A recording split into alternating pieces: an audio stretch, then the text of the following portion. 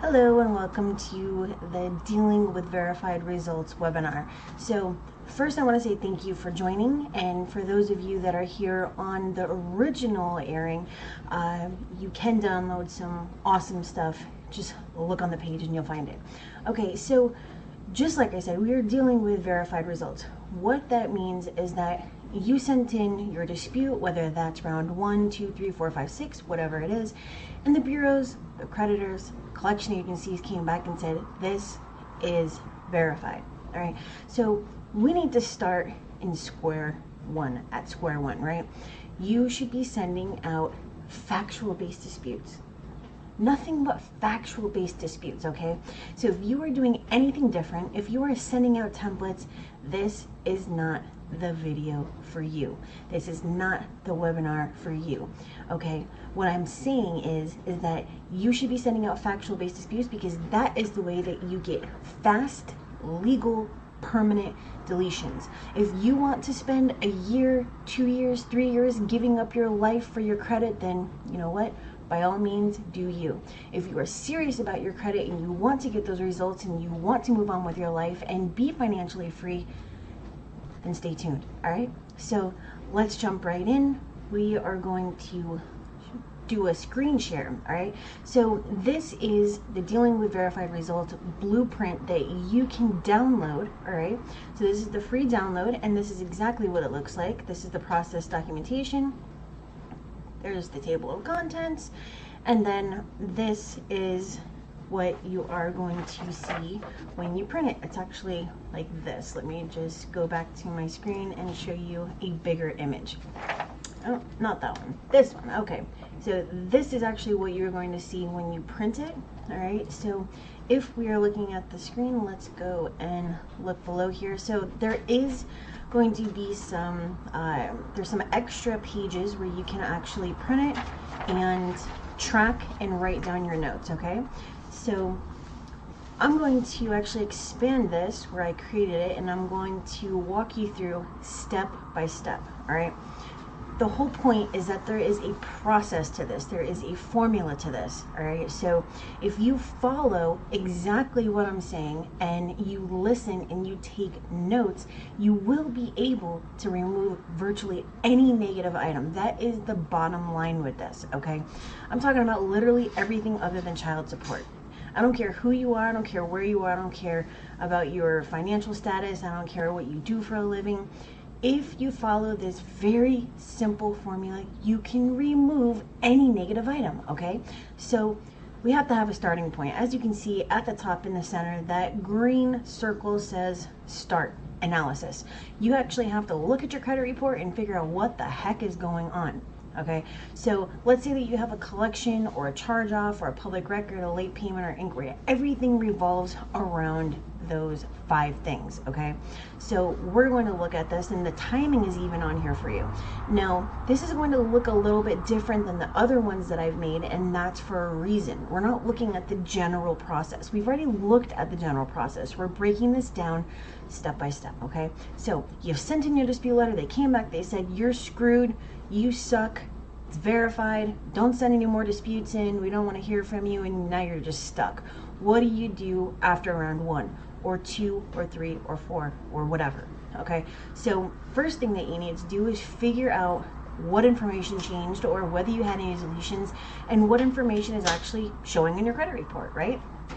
So let's say that you are actually disputing a collection. So your first round is going to be unknown, and we are talking about third-party collections, not debt buyer collections.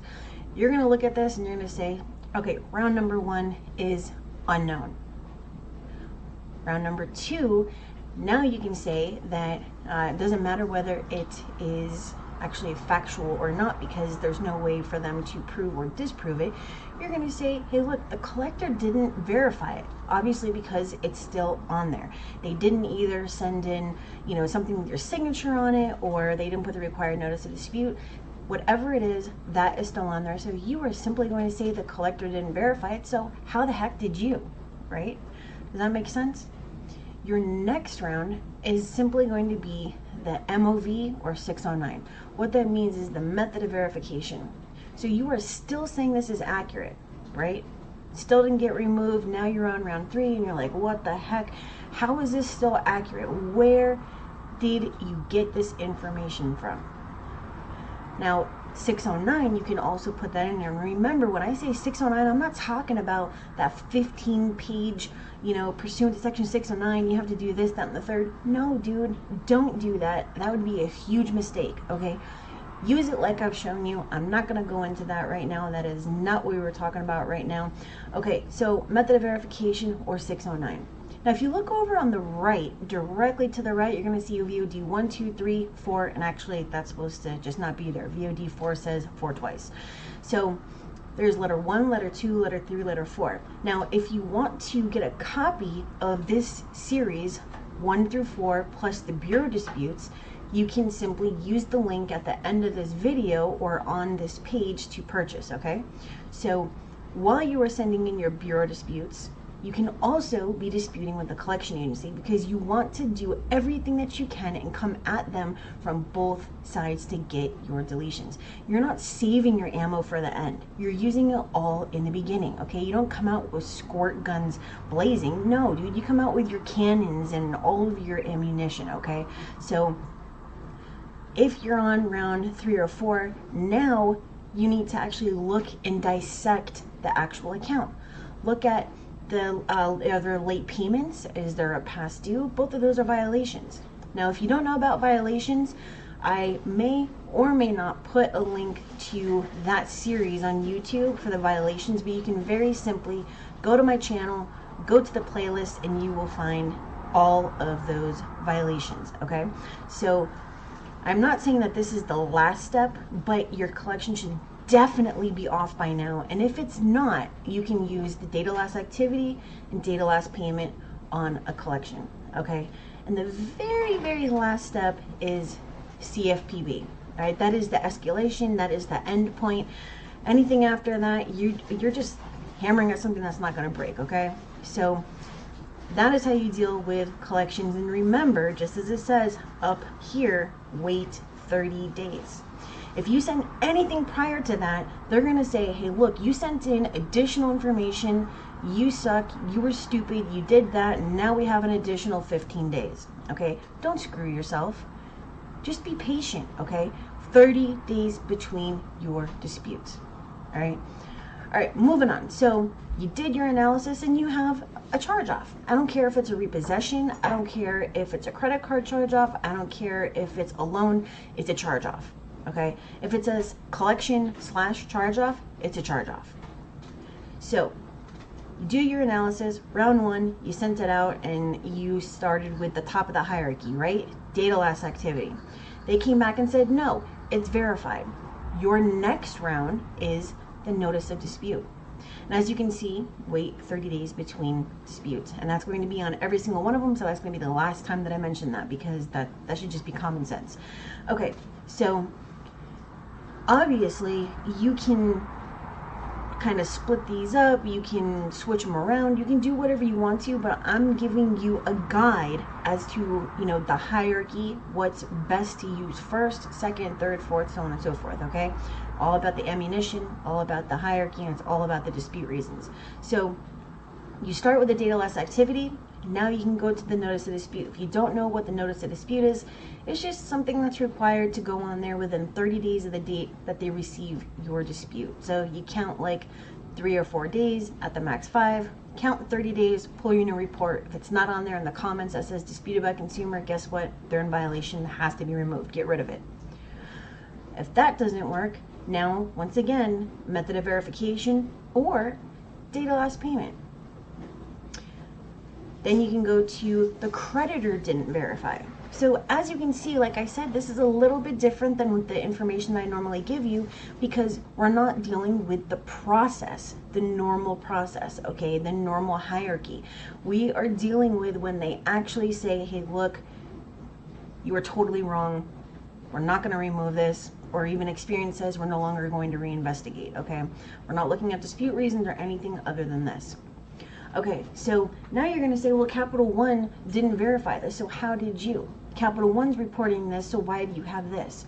What was your method of verification? Where's the proof that you did an independent investigation? Where's the proof that you didn't just repeat to me what they said to you? Where's the proof that you didn't just use the automated process, eOscar? Where's the proof that ... Okay, you get where I'm going with that. All right, so now you can go a step even further and say this is illegal reporting. You didn't change the date of last payment or the date of last activity or enter the required notice of dispute. You didn't forward me any documentation proving, that you did an independent investigation. You didn't do any of that. So now, because you failed to abide by the FCRA, now I'm submitting my CFPB complaint because now I have all of this proof that you are actually in violation. You are violating my rights under federal law. Okay, so a lot of the mistakes that you guys make is sending out round one and boop, automatically CFPB complaint. What are you complaining about? You didn't do anything. I mean, that's just common sense. What do you have to uphold a complaint? Absolutely nothing. And they're just going to laugh at you. They're going to just delete it, and they're going to say, oh, well, Experian said, Equifax said, TransUnion said that, this is reporting accurately, and it's not going to go anywhere. So you actually have to put in the work and document all the violations. Otherwise, you are wasting everybody's time, including your own, okay? So while you are doing this with the bureaus, you can also dispute with the creditors. Just please be careful with this, because if it's within the statute of limitations for them taking you to court, you don't want to kind of rush or put yourself in the limelight or anything like that. So anytime that you're writing disputes, just be very careful. I don't care if it's the validation of debt. I don't care if it's the 623 or the section 609. I don't care what it is. Just be careful with your disputes. Okay, so if you are disputing with a creditor, then you would do a 623. If you don't know what that is, simply do a Google search, 623 or original creditor dispute, then ask them for the proof. Where is the proof that ... Okay, my credit report says, but you are saying ... Okay, then you can say that, hey, look, the bureaus are reporting something else. You said that the date of last activity is X, but here is the proof right on my credit report that it's actually Y. So therefore, you need to remove this because you're the one that's sending them the information but saying that it's something totally different, right? Because whatever they say is what should be reported on your credit report. But if you are looking for factual disputes, you'll notice that the date of last activity has 3 different dates, or the date of last payment has 3 different dates. Where are they getting this information from? From the creditor. So why wouldn't you go to the original source of information? Hello? Okay.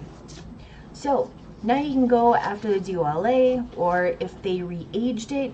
The way that you will know that it was re-aged, if you look at it, you look at the date of last activity, and let's just say one is 3 years, different, and it's much newer, then that means it's been re-aged. So instead of coming off, in 1 year, if you've been at 6 years or 6.5 years, now it says that it's not coming off until 2026 or whatever it is. So you have to be very diligent in looking for this information, and you have to know how to go after this, okay?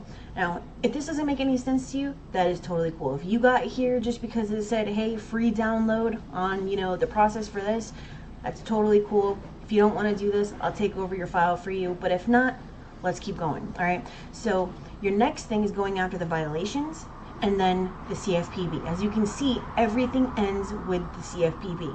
Everything after that is a lawsuit, okay? You should not be disputing past 6 or 7 rounds. I mean, you're basically just hammering at something that's not gonna break. I mean, there's a lot of people that spend like years with companies. I mean, like literal years, and then notice that after like 12 months, nothing's happening other than their bank account is like dwindling each and every single month. That's because the longer you dispute, the harder it is to remove the negative items. So you need to do it the right way the first time, whether it's following my step-by-step guide, this proven system, or whether that's coming with me, okay? So you need to know what you're doing. So now if you have a public record, a bankruptcy or tax lien or judgment, yes, they are disputed differently, but this is the process that you would go through, okay? So first, the court, the date, or the plaintiff, okay? Obviously, if it's a judgment. Then missing personal information. So if you recall, the actual laws for the way that judgments and tax liens report have recently changed, right? Your personal information now has to be on there. It's not going to report on, credit check total or Experian or Identity IQ. I'm talking about like the physical reports you get in the mail. Okay, so you do need to request them, you need to look at them, and you need to know what you're looking for. If your name, your date of birth, and your social is not on there, it needs to go. Okay, so then you can go after the method of verification. Did you just get this information from LexisNexis? Did you, whatever. So you need to find out how they're verifying this information. And once again, this is another reason why you're going after the facts. Why are you going after the facts? Well, if you just send in some dumb letter with some dumb law that you think that you overnight you became a teacher and you're going to, teach them about the freaking FCRA, like, you are sadly mistaken. You're not going to teach them anything, okay?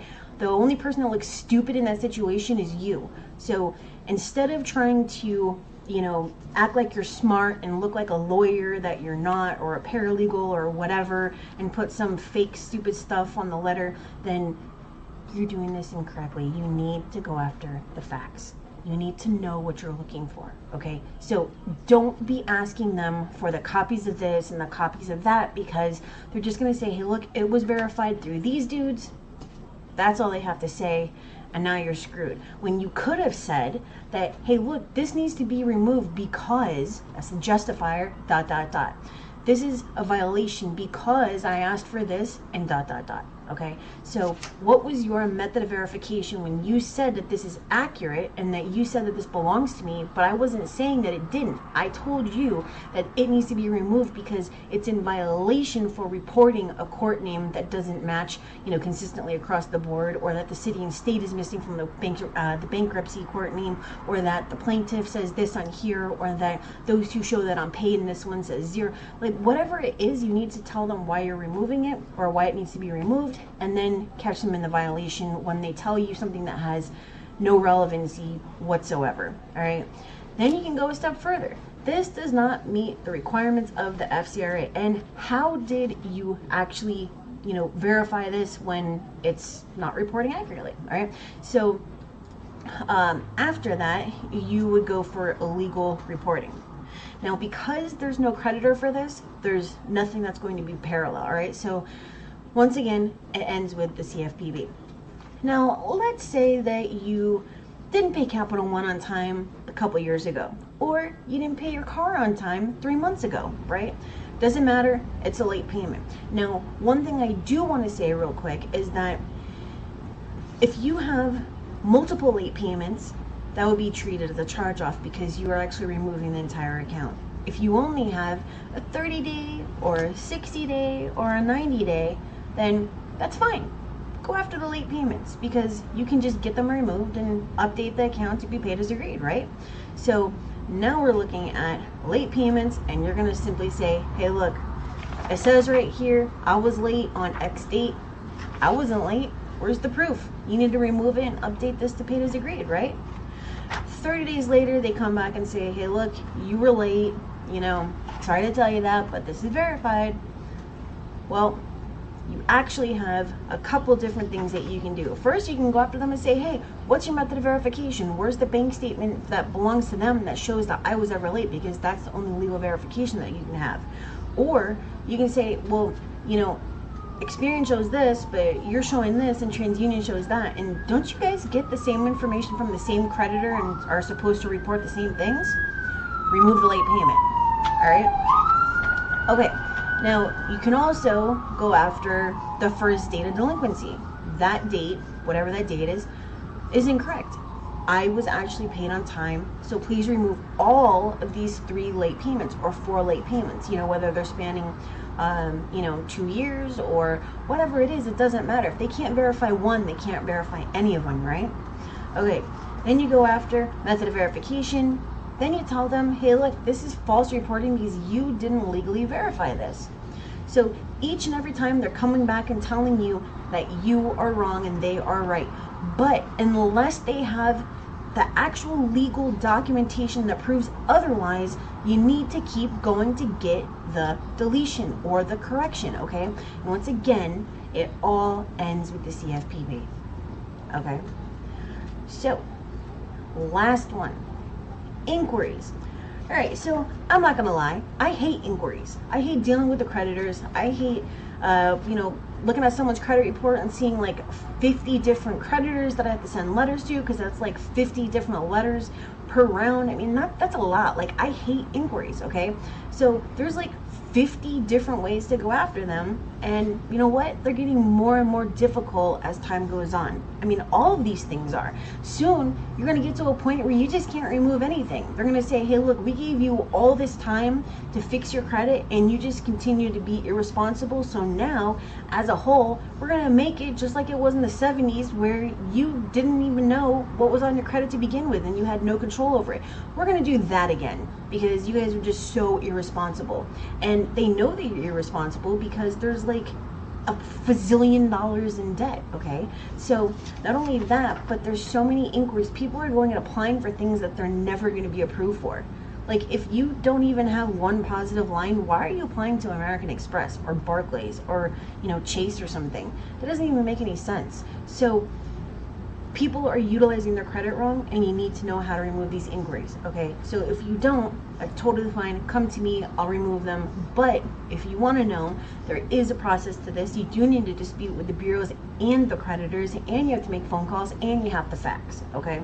Not the bureaus. There's no more faxing with the bureaus, and I don't want to hear anything from anybody telling me different, because I mean, unless you can actually prove that you sent something and that you received it and you got your deletion, then I don't want to hear it, all right? That shit ended in November, okay? So moving on, go after the purpose, go after the application, go after the proof of verification, then go after the creditor invalidate, and then go after illegal reporting. Now, on the creditor side, once again, you can dispute with everybody, right? Creditor, you're gonna tell them this is unknown. Hey, look, I don't really remember, filling out this application. Where's the proof of it? Because they're not gonna have proof, right? Then go after the application, proof, and then illegal reporting.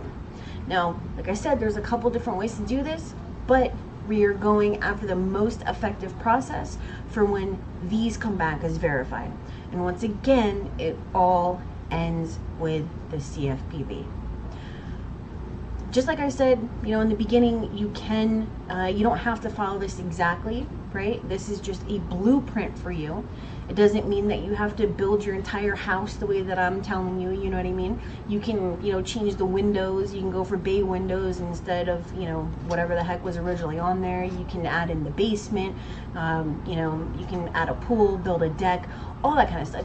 This is just a blueprint where you can start from, so that you know how to track this, and you know what to do when they come back and say that it's verified. Because one of the biggest problems that a lot of my subscribers face, and I'm taking this based off the comments and based off of all of my conversations and my phone calls and my clients, a lot of people get stuck because they don't know what to do after this, right? So that's why I create these blueprints and these documents and all these charts and these programs and the software and these apps and just everything, because there is a way to get there. You just need to know how to do it, and that is what I'm here for. Now, as I'm sure you know what's coming next, if you don't know how to do this and you don't have time, or you're just lazy, or it is what it is, I can help you. Hopefully I can. I will tell you straight up, there's 2 things that cannot be removed, and there's nothing that you could do or any amount that you could pay me to go after them. Child support and foreclosures in process. I'm not going to waste your time. You're not going to waste my time, okay?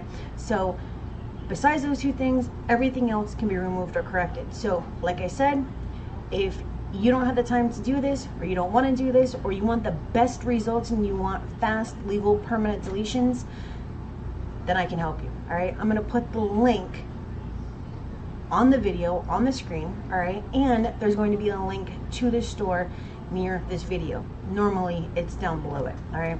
So I'm gonna put that up on the screen right now. Now, if you guys have any questions, make sure to let me know. Now, we have another one coming on establishing credit, all right? And then we're going to go back to the Dave Ramsey series on the total money makeover, total financial makeover, whatever the heck it was, all right? So that is basically it. Like I said, if you need help, just make sure to let me know. And if you guys want me to create one of these, or a chart or a program or whatever it is, make sure to email me or put it in the comments, or shoot me something with like a pigeon or whatever, and I'll make sure to make it happen. All right, so I will see you guys later. And for those of you that made it to the end, I do appreciate that, and thanks for joining the webinar. I'll see you guys later.